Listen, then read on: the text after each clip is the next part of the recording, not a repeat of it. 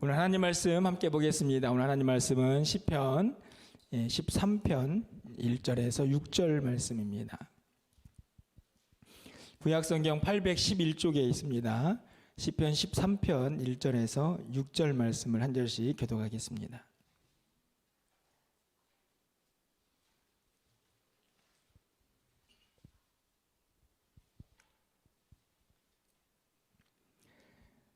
우리 1절부터 6절까지 한 절씩 교독하고 마지막 6절은 함께 읽겠습니다.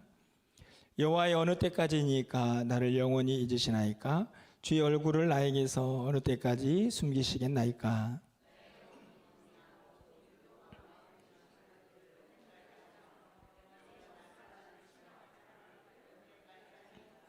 여호와 내 하나님이여 나를 생각하사 응답하시고 나의 눈을 밝히소서. 두렵건대 내가 사망의 잠을 잘까 하오며 두렵건대 나의 원수가 이르기를 내가 그를 이겼다 할까 하오며 내가 흔들릴 때에 나의 대적들이 기뻐할까 하나이다. 나는 오직 주의 사랑을 의지하였사오니 나의 마음은 주의 구원을 기뻐하리이다. 내가 여호와를 찬송하리니 이는 주께서 내게 은덕을 베푸심이로다. 아멘. 우리가 신앙생활을 하다 보면 이렇게 흔들림 없이 항상 하나님만 바라보고 의지할 수 있으면 참 좋겠지만 그러지 못할 때가 많이 있습니다. 우리 자신도 연약하기도 하지만 우리 주변이 사실은 너무 악하기 때문에 우리의 믿음이 흔들리고 또 연약해질 때가 참 많이 있는데요. 어떤 사람이 우리 성도의 믿음을, 신앙을 나침판에 그렇게 비유하는 것을 좀 본 적이 있는데요. 여러분 나침판을 보시면 어떤가요? 얘가 계속 막 이렇게 떨고 있죠. 그게 크게 떨리진 않지만 어떻든지 간에 계속 떨림이 있는데 그렇게 떨리면서도 항상 어디를 향해 있습니까? 나침판은 이제 북쪽을 향해 있는 그런 침을 이제 보게 되는데 그 이야기를 한 사람은 이제 이렇게 정리를 하더라고요. 우리의 신앙도 흔들림 없이 좀 꿋꿋하게 늘 하나님만 바라보면 참 좋겠지만 우리의 형편은 그렇지 못할 때가 많아서 흔들리긴 하지만 그럼에도 불구하고 우리는 항상 마치 북쪽을 바라보는 이 나침판의 침처럼 주님을 바라봐야 합니다라고 그렇게 이야기하는 것을 들어본 적이 있습니다.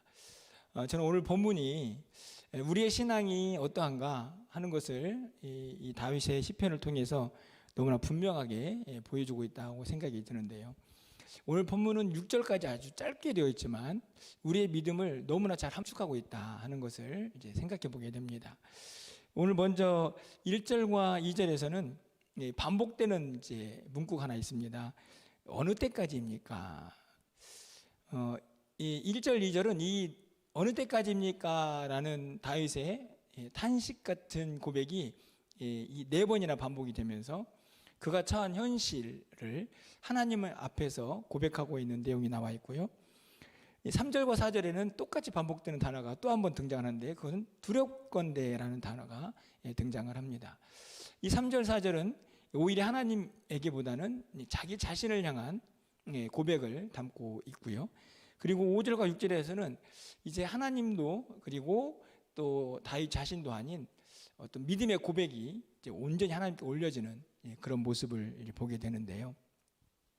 여러분 먼저 1, 2절을 좀 보시면요. 1절 말씀에 보니까 이렇게 기록이 되어 있습니다. 여호와여 어느 때까지입니까? 나를 영원히 잊으시나이까? 주의 얼굴을 나에게서 어느 때까지 숨기시겠나이까? 이렇게 기록이 되어 있죠. 다윗이 지금 처한 상황이 어떠한지는 알 수 없지만 분명한 것은 하나님께서 나를 잊어버리신 것은 아닌가 이런 생각을 하고 있을 만큼 너무 어렵고 힘들었다 하는 것을 알 수가 있습니다. 나를 정말 영원히 잊으시는 겁니까? 뿐만 아니라 하나님 정말 하나님 얼굴을 나에게서 숨기시고 계신 것 아닙니까? 근데 그게 언제까지입니까? 이런 고백을 하고 있죠.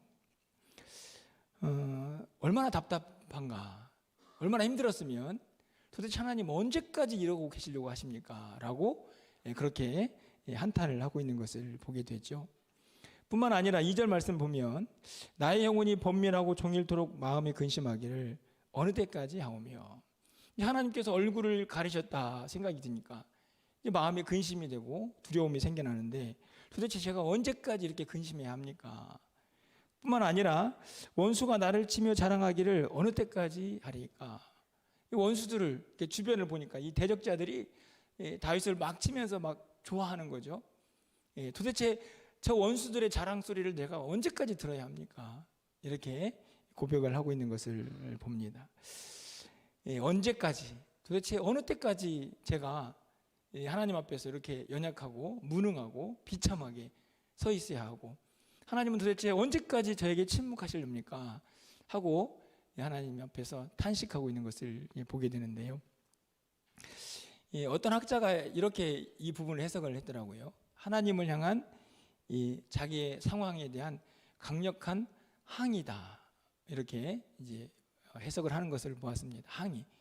하나님, 도대체 어떻게 제가 이렇게 연약하고 하나님 앞에서 이렇게 무능하고 하나님은 왜 이렇게 저를 힘들게 하십니까? 라는 항의로 어느 때까지라는 말을 계속 반복하고 있다 하고 해석을 하는 것을 보았는데요.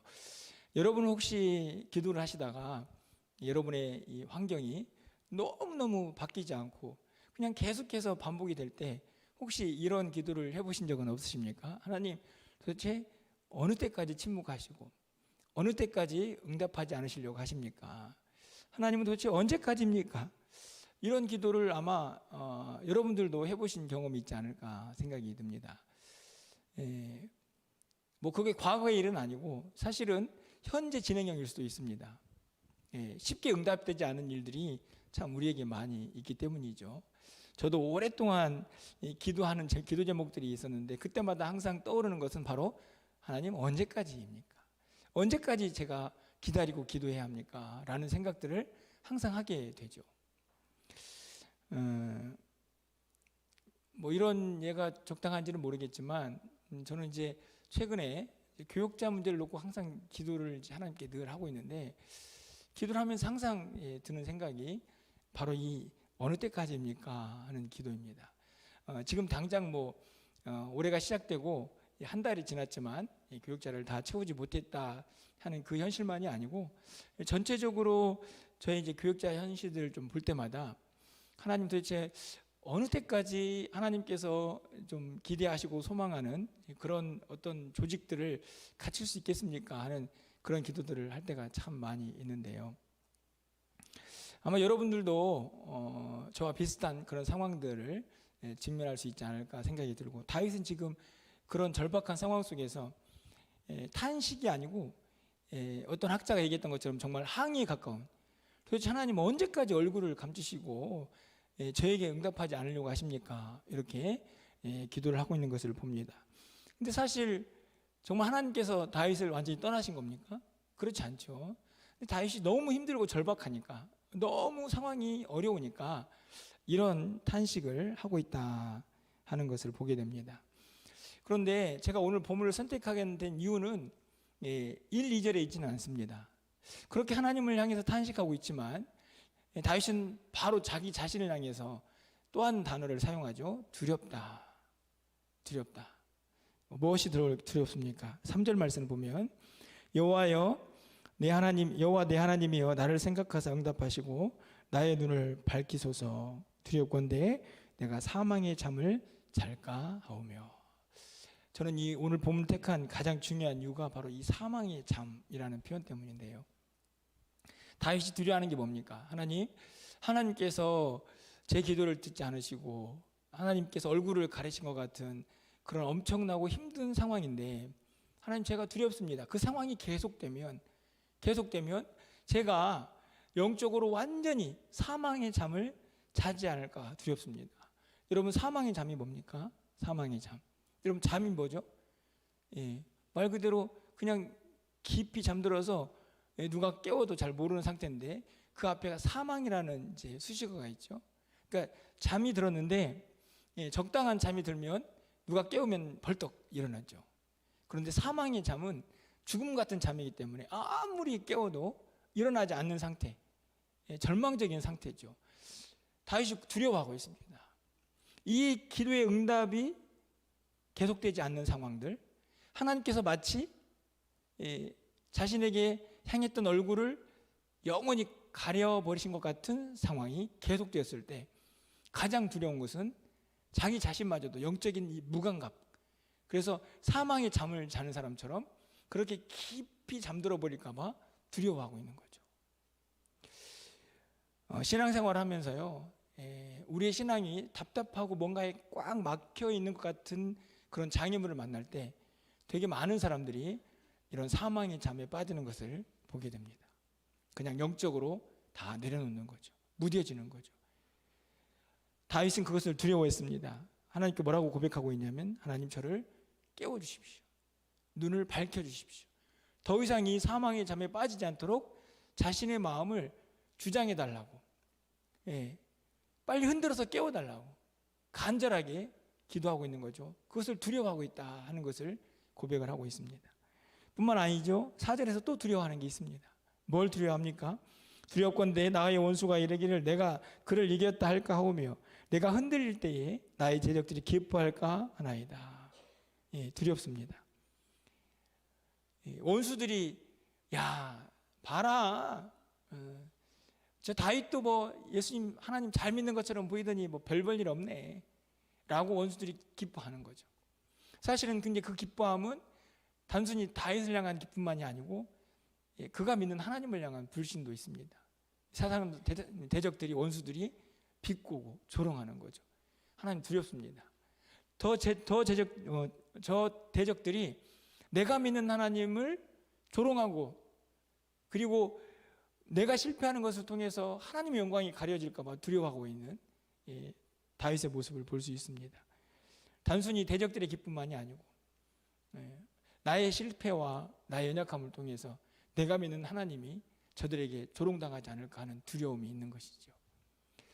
여러분, 우리가 이 세상을 살아가면서요, 이런저런 두려움이 많이 있지만 저는 이 두려움을 꼭 성도들은 가져야 한다고 생각이 듭니다. 첫 번째로는 3절에 있는 것처럼 내 주변에 있는 상황 때문에 내가 사망의 잠을 자지 않도록 하나님 저를 흔들어 깨워주십시오. 내 대적들이 나의 패배를 보면서 하나님의 영광이 가려지지 않도록 하나님께서 이 모든 상황들을 극복시켜 달라고 하는 이 간절한 소망과 두려움, 이것이 또 우리 모두가 간직해야 될 그런 모습들과 신앙생활의 모습들이 아닌가 하는 생각들을 다시 한번 가져보게 되는 것이죠. 저는 오늘 이 밤에 기도할 때에 우리 모두가 이 두려움 앞에서 좀 하나님께 간절히 부르짖었으면 좋겠다 생각이 듭니다. 여러분, 혹시 여러분 상황 속에서, 여러분의 환경 속에서 이 사망의 잠을 자는 것 같은 이 무감각과 또 이 무뎌짐이 혹시 우리 안에 있지는 않습니까? 두려운 마음이 있었으면 좀 좋겠습니다. 하나님, 이렇게 살아서는 안 되는데, 내가 깨어 있어야 하는데, 내가 좀 더 뜨거워져야 하는데, 하나님 이렇게 살지 않도록 하나님 저를 이 밤에 좀 흔들어 깨워주십시오 라고 하는 기도가 오늘 이 밤에 하나님께 올려질 수 있기를 간절히 소망해 봅니다. 이렇게 1절, 2절, 3절, 4절에서는 어느 때까지입니까? 두렵습니다. 이렇게 고백을 하고 있지만 5절과 6절은 완전히 다른 다윗의 신앙의 고백을 보게 됩니다. 감사와 찬양이 올려지고 있죠. 여러분, 5절 말씀을 가서 볼까요? 우리 5절은 좀 함께 좀 읽어보도록 하겠습니다. 5절입니다. 나는 오직 주의 사랑을 의지하여 싸우니 나의 마음은 주의 구원을 기뻐하리이다. 위에서는 두렵고 떨리고 어느 때까지라는 절망이 있는데 5절부터는 완전히 다른 다윗의 고백입니다. 하나님, 제 마음이 기쁩니다. 6절 말씀을 보면 하나님, 제가 하나님을 찬송합니다. 이 탄식을 넘어서 하나님을 향한 찬양의 소리로, 고백으로 완전히 넘어가고 있는 다윗을 보게 되는데요. 무엇 때문일까요? 저는 이 5절과 6절에서 한 단어를 발견하게 되는데 바로 사랑이라는 단어입니다. 주의 사랑을 의지했죠. 여러분, 이 사랑이라는 단어가 뭘 것 같습니까? 이 사랑이라는 단어가 바로 우리가 너무나 잘 알고 있는 헤세드라는 단어인데, 일반적으로 인자, 인애, 긍휼, 자비 이렇게 번역이 되기도 합니다. 그런데 헤세드의 가장 큰 특징은 언약적 사랑이거든요. 쉽게 말하면 하나님의 신실하신 약속에 근거한 사랑, 그것을 바라보니까, 그것을 의지하니까 구원의 기쁨과 감격이 흘러넘치고 그 탄식에서 찬송으로 넘어갈 수가 있게 된 것이죠. 이 사랑이라는 단어가 왜 중요하냐면 우리의 상황과 환경은 다윗과 다르지 않습니다. 우리 대적들이 있고 무너지기도 하고 우리도 어느 때까지입니까? 두려운 마음도 있죠. 하지만 중요한 것은 우리의 형편과 상황이 아닙니다. 그것은 항상 변하죠. 그런데 영원토록 변하지 않는 그 무엇인가가 있습니다. 그게 뭐냐면 하나님이 우리를 향한 사랑이죠. 그 사랑이 헤세드로 임할 때에는 절대로 변하지 않는 하나님의 언약적 말씀에 근거한 사랑으로 우리 가운데 찾아오게 됩니다. 그 언약의 사랑은 흔들리지 않습니다. 그러니까 주변은 나를 흔들려고 하고 환경은 계속 바뀌면서 나를 막 흔들어 놓으려고 하지만 바라보니 하나님의 사랑은 절대로 흔들리지 않는다는 것을 알게 된 것이죠. 근데 그 사랑을 딱 붙잡으니까 다윗이 그 어려운 상황 속에서도 구원의 기쁨을 노래하고 하나님께 그 은혜 앞에서 찬송할 수 있는 하나님의 사람으로 다시 그 자리에 서게 되는 것입니다. 오늘 우리에게도 이 사랑이 함께하고 있는 줄 믿습니다. 그 사랑을 붙잡으셔야 합니다. 그 주의 사랑을 의지할 때에 세상이 나를 아무리 흔들려고 하고 이 세상은 계속 바뀌지만 변함없는 그 사랑을 붙잡을 때 우리의 믿음도 흔들리지 않을 줄 믿습니다. 그 믿음 붙잡고 오늘 함께 찬양하시고 그 믿음을 의지해서 함께 기도하는 이 밤 되기를 간절히 소망합니다. 그렇게 흔들리지만 우리는 주님을 다시 붙잡으면서 우리의 믿음이 좀 더 성숙해지고 완성되어 갈 줄 믿습니다. 그 밤이 오늘 이 밤이 되기를 간절히 소망합니다. 그 믿음 가지고 언제나 내 모습 함께 좀 찬양하기를 원하는데요. 이 찬양의 가사를 보면 이렇게 되어 있습니다. 언제나 내 모습 너무나 부끄러워. 나 홀로 서 있는 죽은 내 영 깨우사. 그렇죠. 마치 그 사망의 잠을 자는 우리의 영혼처럼 우리의 환경에서 우리가 깊은 잠에 빠질 수도 있지만 다시 좀 깨워주십시오. 하나님을 더 의지하는 믿음을 간직하며 살아갈 수 있도록 내 영을 다시 새롭게 하옵소서. 이 찬양의 마음 고백을 담아서 우리 함께 찬양하기로 합니다.